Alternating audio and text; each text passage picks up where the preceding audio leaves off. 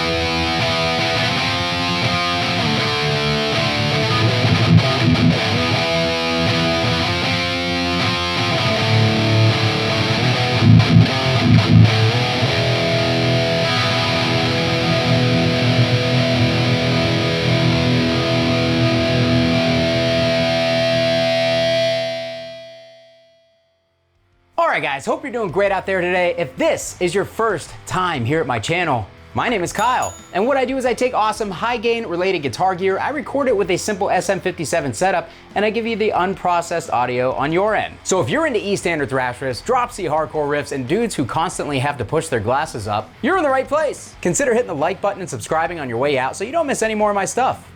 Thanks. All right guys, so today we have ourselves a special little treat from down under. This is the MI Amplification Megalith Gamma. MI Amplification has two different models, but they offer a whole bunch of different options per either model. The Gamma is kind of like the small guy, and the Beta is like the big bastard. So fortunately for me, I have gear horror friends like my friend Jason Howell, who allowed me to borrow this amp to make a demo. Everybody say thank you, Jason. Now you may remember I did a first impressions video of this amplifier quite a while ago when Jason first got it, and he joined me on the video, and we realized at the end of the video that we had a tube screamer on for the entire video. So today, we're not gonna do that. We're gonna check out the tones that this thing has to offer, and I had to make sure that the tube screamer light was not on. You cannot see that thing when it is on. So anyways, yeah, we're gonna do a standard belligerent style demo today. Check out the tones, check out the features of this amplifier, and hopefully play guitar good. So per usual, for the intro clip, I was using my Balaguer Typhon with the Seymour Duncan distortion bridge pickup. The amp is currently hooked up to my 1999 Mesa Traditional cab, not oversized. My Mesa Traditional cab with the stock vintage 30s in it, SM57 on the vintage 30s. We were boosting it using the Boss SD1 Wazacraft on the custom setting. The amp actually took that boost quite well, but we're gonna go ahead, we're gonna put everything back to noon, we're gonna turn that drive down. We have a lot to go over, so I'm gonna try to keep this as brief as I am capable of. We currently have the amp on standby, but on the standby or the warm switch, anything that is weird or different is scary and we should hate it. We have both a low and a high wattage setting. Of course, we're belligerent, so we're gonna go straight to the high wattage setting. Now this amp is currently loaded with 6550 power tubes. It has a ton of low end, I'll tell you that right off the bat. Yeah, I'm gonna shut up. Let's just hear how this thing sounds.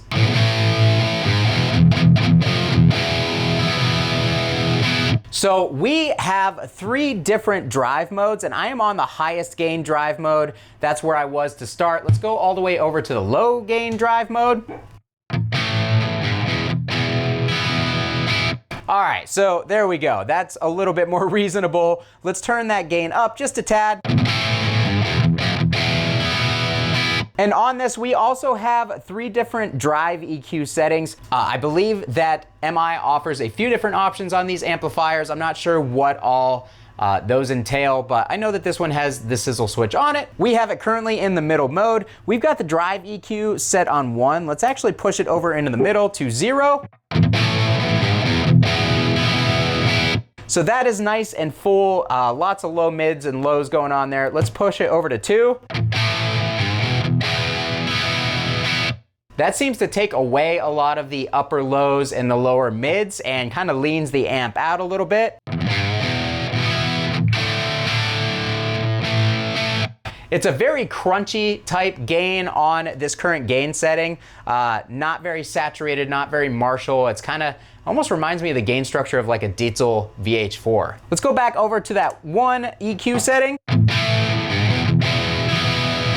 Yeah, no matter what setting you're on, it doesn't really do a classic rock type of tone, at least in my approximations.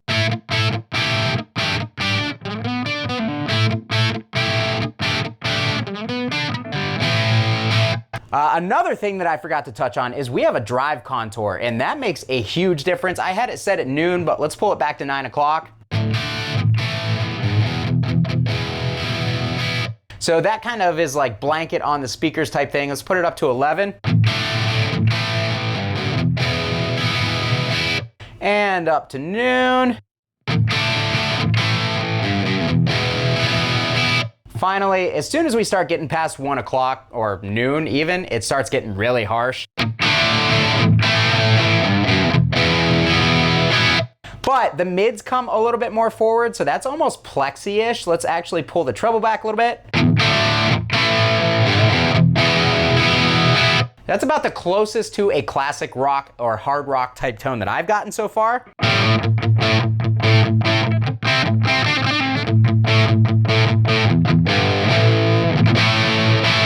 Yeah, actually not bad. In the lower gain setting, it sounds good. When we get to those higher gain settings, it gets really hard to listen to in a hurry with that contour anywhere above noon. All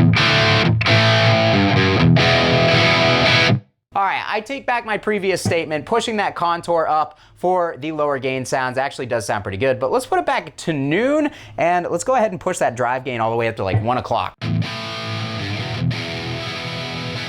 Remember, this is the lowest gain setting on the three-way gain switch here for the drive channel.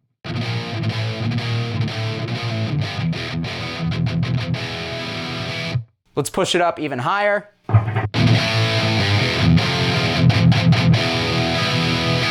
That's fairly saturated. Let's push that EQ back over. Finally, we have that drive gain cranked.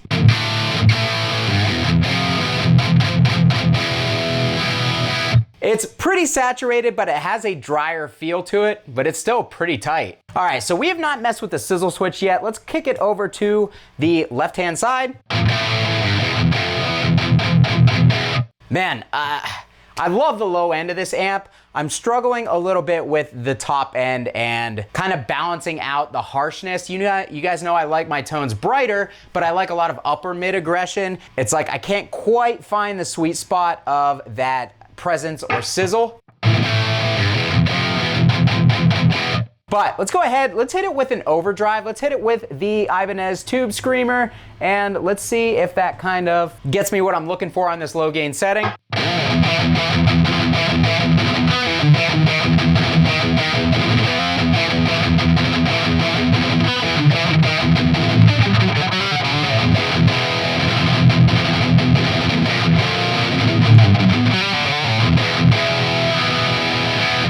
Again, it is kind of approaching harsh on the top end. Let's pull that contour back a tad. It has a lot of low mids going on, but they're still punchy. It's not like woolly. It just has a lot of like vocal going on. Go ahead and meme that. So let's go ahead, let's go over into the medium setting on the drive mode. Let's pull that gain back down to 9 o'clock. Let's turn that Tube Screamer off. All right, so that is our gain level currently. Let's go ahead and push it up to noon.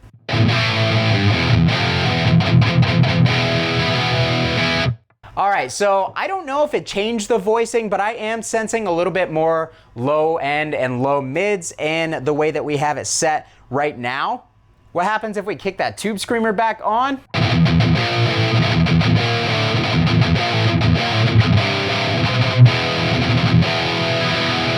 Let's go ahead and turn that gain up a little bit more. Let's turn that bass down.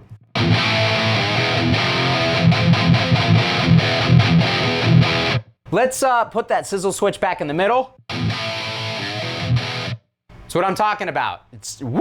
that's a lot. Let's go over to the other setting, which is kind of in the middle.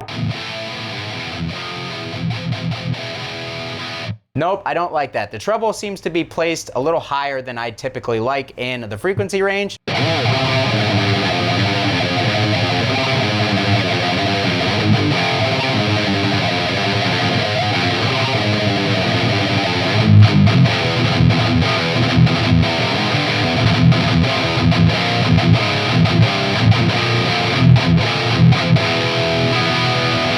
All right, the way we have it set now though, I'm not getting a lot of pick attack, especially in those low mids. That's on that 2 setting on the drive EQ. Let's kick it back to 0. The difference in low end between those 2 settings is night and day. Now we can get some treble going again. Let's pull that bass back a little bit. In this EQ mode, even with the mids almost all the way up, it's still kind of sounding scoopy.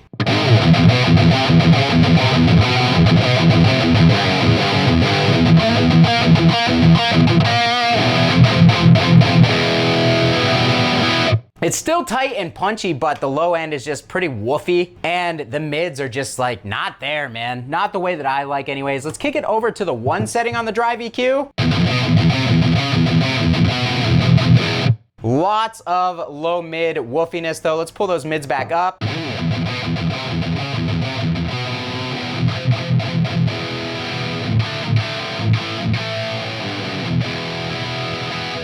Again, this is all with the tube screamer on. When I turn the tube screamer off, it's gonna be even worse.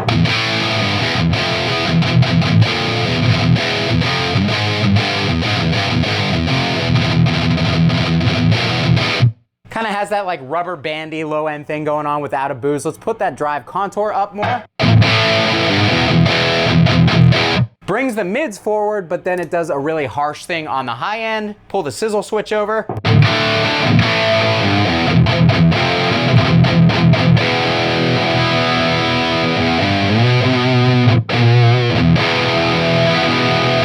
Man, there's just a lot going on this amp. There's a lot of tonal options, but there's a lot of ways to make it sound bad in my experience too. Kind of like a Mark, but just in a different way. And we have an attack switch that I completely forgot about. So maybe that'll change everything that I just said.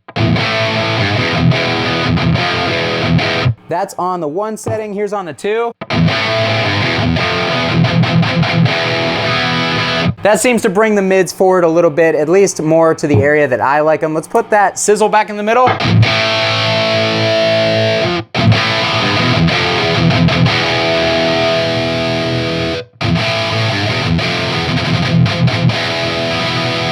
I mean, the amp sounds huge. The bass tone of it sounds really, really cool. It's definitely got kind of like a rectifier-ish thing going on, but definitely with its own voicing. But the way that it is in the low mids and the low end is very reminiscent of that, but it sounds good. I just can't balance the top end for my personal taste. Let's go back over to drive EQ on 2.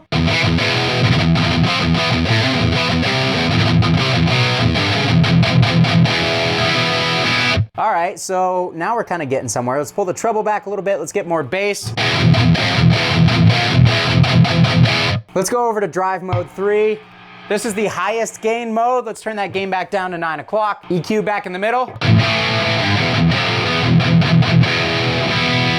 All right, so we're getting closer. Let's kick that tube screamer back on again. I've liked that the most out of everything.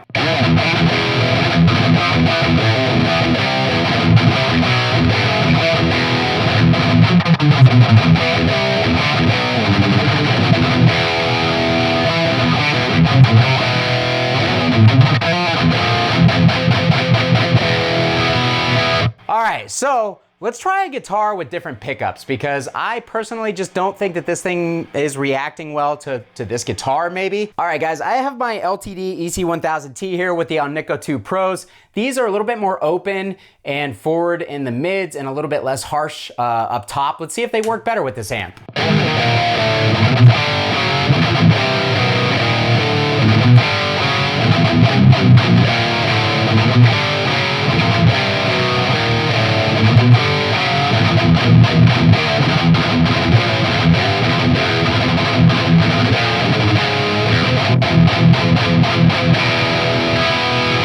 All right. right, so kind of the opposite. I thought that the upper mid peak of the Duncan distortion was not really sitting well with this amp, but seems to be even worse on this guitar. Let's go over to the contour on this side. Let's pull that drive contour back, or I'm sorry, the sizzle switch. Man, I just cannot seem to find the right settings to balance this thing out all the way.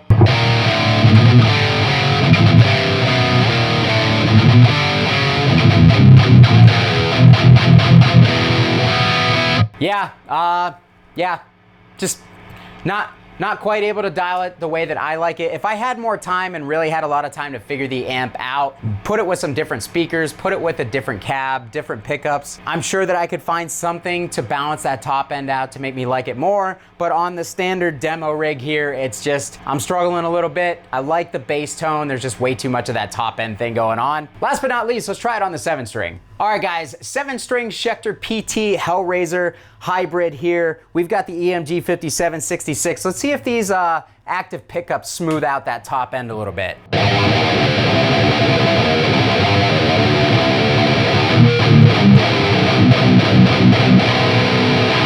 All right, so now we have a ton of gain. Let's go back over to that lowest gain setting, the lowest drive mode. Let's try the Mesa Grid Slammer, see if that evens it out.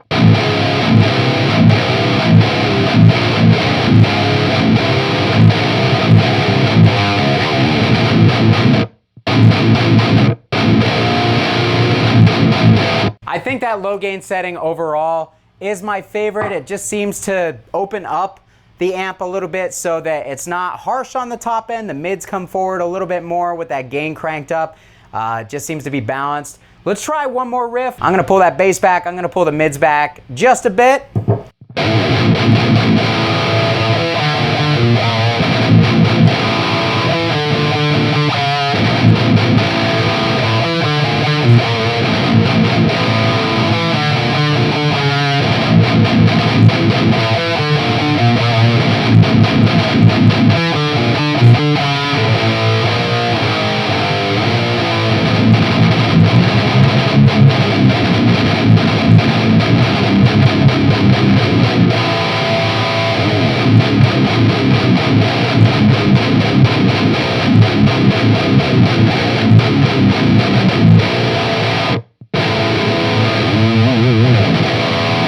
Alright guys, that's gonna do it for me on the MI Amplification Megalith Gamma. What did you guys think? Let me know down in the comments. What do you think about the tones I was able to get out of this thing? Do you agree with my statements on the high end, or did it sound perfectly fine on your side? I personally am a little disappointed with this amp. Overall, like I said, I think it definitely has a rectifier style voicing to it. It's really, really tight. It's really punchy, and I feel like if I could even out those pokey EQ frequencies, that overall I would like the amp a lot, and I would love to say overall a few more times. If you want to support what it is that I do here, down in the description are all of my support links, my affiliate links, Sweetwater and Zounds. Anything that you guys click down there helps me out a lot. Or you can add your name to this list of incredible people by joining my Patreon community, supporting the channel that way. Thanks so much for watching, guys. Kyle here again. We'll see you next time.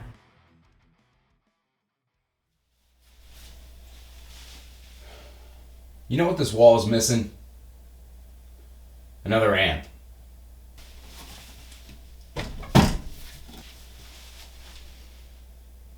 There we go.